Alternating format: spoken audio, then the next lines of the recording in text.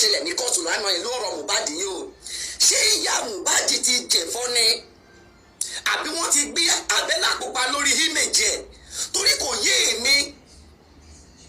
àbí ṣé kéèsì ti di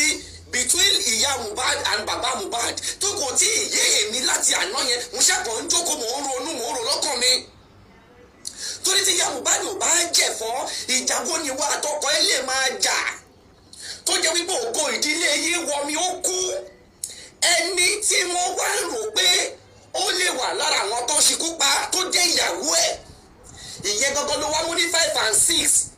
ó wá kan ọkọ tẹ ẹjọ́ jùṣẹ́ jùyà tẹ ẹjọ́ bímọ fúnra yín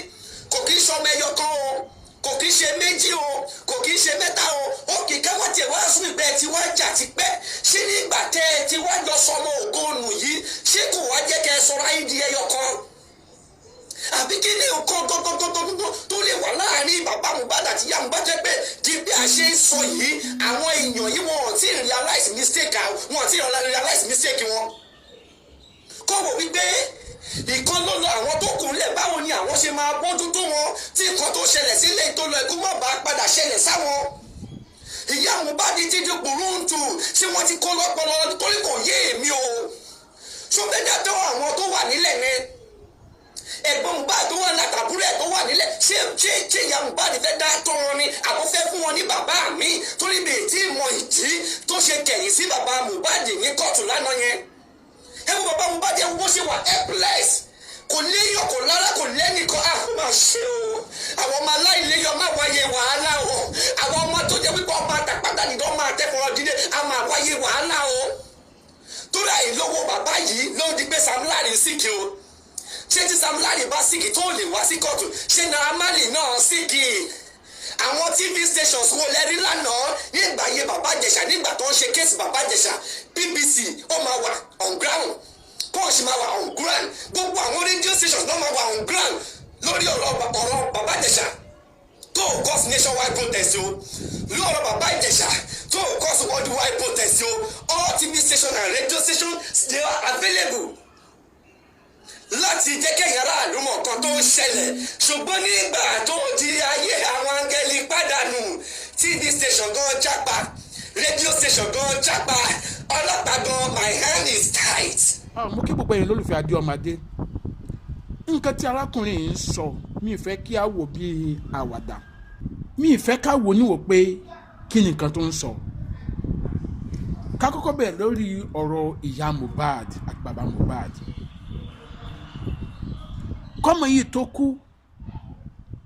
ó ra mọ́tò fún bàbá ẹ̀ lórí pé kó lè parí ìjà fún ìyá hàn ó dá ìyá ẹ̀ lókòwò torí pé kó lè parí ìjà pẹ̀lú bàbá hàn ọmọ yẹn wá kú sí ìjà tẹ́ jà lójú ayé ẹ̀ tún sì kọ́ntínú ǹjẹ́ inú ọmọ yẹn lè yọ níbi tó bá wà ìjà yìí náà lẹ jà tẹ́bi fojúlù sisi lórí ọ̀rọ̀ ọmọ yìí ìjà ilẹ̀ jà tẹ́bi fojúlù sí lórí ọ̀rọ̀ ọmọ yìí ìyá Mohbad ẹ̀yin lẹ́mọ̀ kan tó gbé yín kúrò lọ́dọ̀ ọkọ yín ṣùgbọ́n sẹ́dá àwọn ìyá wa ayé gbà yẹn yàrá pé bí ìyá bá tí wọ́n bá tẹ̀ ń fi ìyá rẹ̀ wọn lára nílé ọkọ kí ni wọ́n máa sọ gbà yẹn wọ́n á ní ìyá ọmọ làwọn ń jẹ torí irú nǹkan báyìí ni torí nǹkan báyìí ni òbí tí ó bá fi ara dá tó jẹ̀yà yẹn nígbà tó wà léwe tó bá dàgbà ó máa gbádùn ẹ̀ láti avoid irú nǹkan báyìí ni ṣùgbọ́n ẹ rántí pé àwọn ọmọ sì wà nílẹ̀ Mohbad nẹ́gbọ̀n ó nàbúrò ṣé kò wá yẹ kí ẹ̀yin méjèèjì wá ròhún sí pé ó dáa kí láti ẹ̀ ń jà sí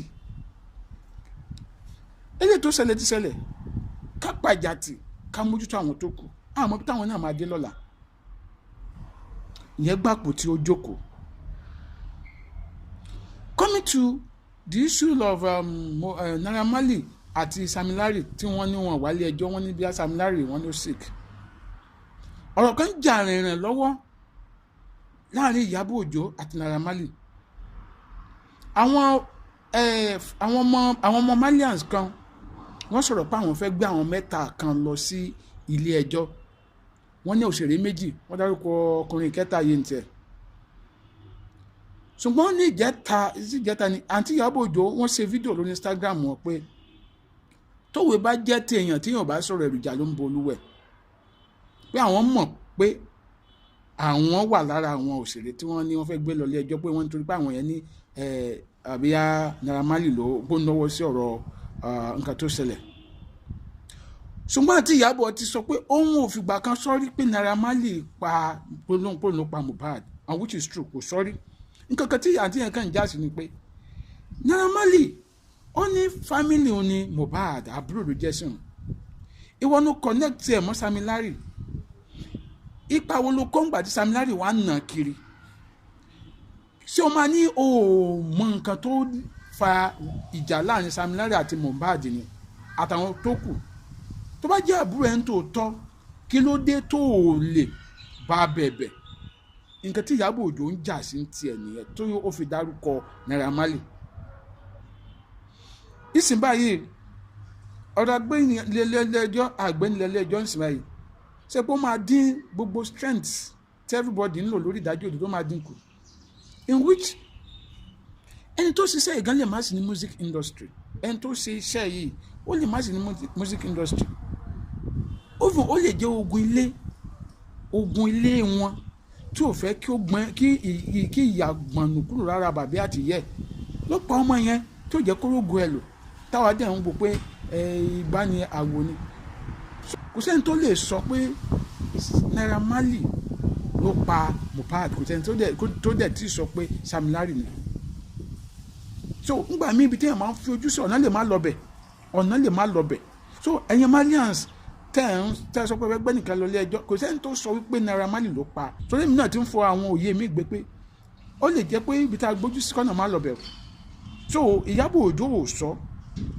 ìyẹn ṣe kí ni ó tún gbé àpótí ó jókòó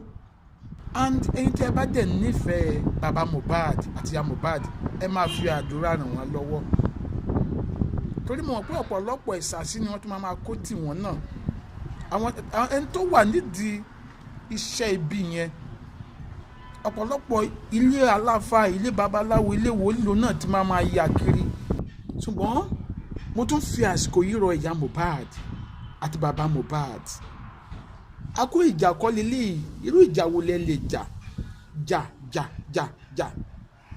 tẹ́ ẹ̀ fẹ́ parí wọ́n tún dé court bàbá Mohbad gbọ́wọ́ ọ̀tún lọ ìyá gbọ́wọ́ òsì bàbá Mohbad gbọ́wọ́ ọ̀tún ìyá gbọ́wọ́ òsì iṣẹ́ wọn ò papọ̀ ìwà wọn ò papọ̀ ẹ̀ẹ́dẹ̀jọ́ bí ọmọ yìí ni kí ló ń ṣẹlẹ̀ kí lè ro ẹ̀yin olólùfẹ́ mi kí lẹ̀yin rò pé ó lè máa azin kí lẹ̀ kàn rò pé ó lè fa tó lè fa táwọn méjèèjì ń jàdíjú bẹ́ẹ̀ kí lè ròyìn ẹ jẹ́ mú ìròyìn ní comment section Adéọmọdé lórúkọ mi ẹ bá mi pín fídíò ìkiri ẹ má dẹ̀ gbàgbé láti follow page mi Adéọmọdé ẹ tún má gbàgbé láti lọ subscribe sí Adéọmọdé TV lójú òpó YouTube mi ire ó dàbọ̀.